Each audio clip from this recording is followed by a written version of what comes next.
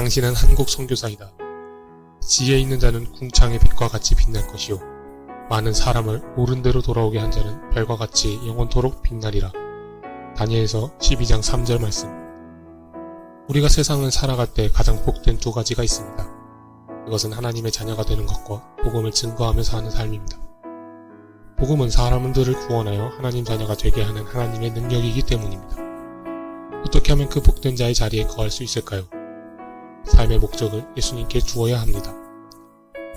목적지가 다른 두 사람은 결국 헤어지기 마련입니다. 예수님과 우리의 관계도 마찬가지입니다.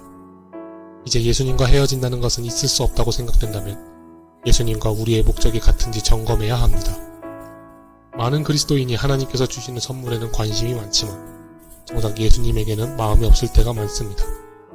내 사업이 잘 되는 것, 내 몸이 건강하고 자녀가 잘 되는 것, 내 기도가 응답받는 것에는 관심이 많지만 그것을 주시는 주님에게는 관심이 없다는 말입니다. 예수님이 삶의 목적이 되어야 전도의 눈이 열리게 됩니다. 십자가에 달려 피 흘리시고 죽으셨던 예수님은 온통 지옥으로 가는 영혼들에 대한 생각뿐이셨습니다. 예수님은 지옥에 갈 영혼을 구원해내시기 위해 십자가에서 죽으셨습니다. 그러니 지금도 예수님의 마음이 죽어가는 영혼들에게 복음을 전하는 것에 있는 것은 당연한 일입니다. 그러므로 구원이 삶의 목적이 된 사람만이 예수님과 계속하여 동행할 수 있습니다.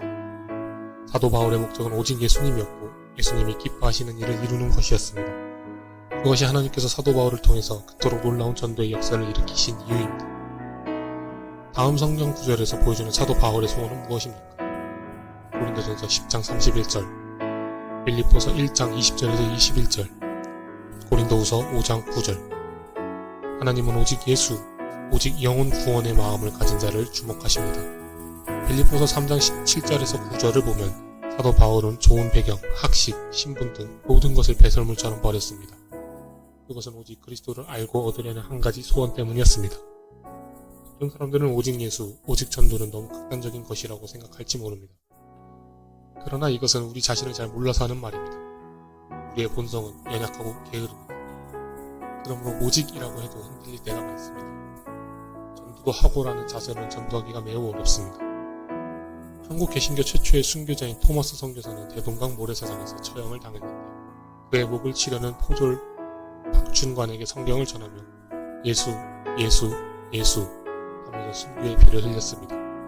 최후의 순간까지 오직 복음만을 전했습니다. 그는 영국 사람이었으나 우리 민족에게는 최대의 애국지사입니다.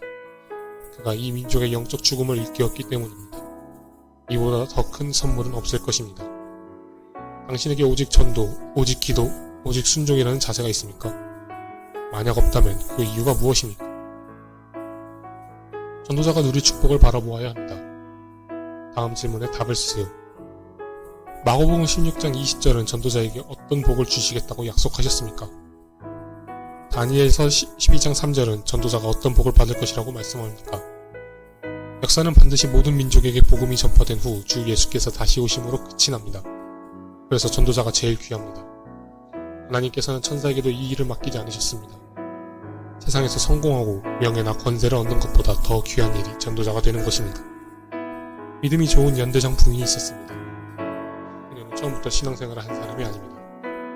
남편이 위관장교 시절에 자신을 끈질기게 전도한 지휘관 부인 덕분에 신앙생활을 시작하게 되었다고 합니다. 처음에는 전도하는 그 사람이 너무나 귀찮고 싫기까지 했는데 지금은 정말 고맙다고 했습니다. 마지막 심판자리에서 가장 감사할 사람은 자기에게 예수님을 알게 해준 사람일 것입니다. 전도를 하다 보면 전도 대상자가 싫어하고 귀찮아할 수도 있습니다. 그러나 억지로 끌려다녔더라도 예수님을 제대로 믿고 천국에 가면 보다 감사한 일이 어디 있겠습니까?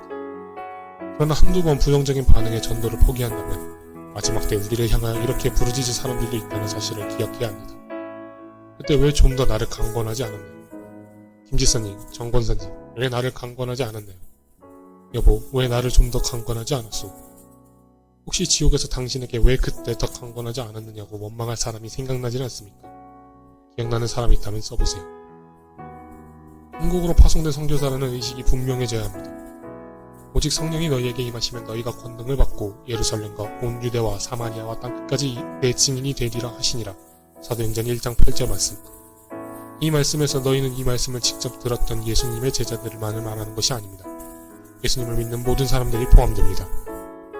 모든 그리스도인이 열방을 향하여 보냄을 받는 것은 아니지만 우리 모두는 예수님을 증거하는 선교사로 부름받았습니다.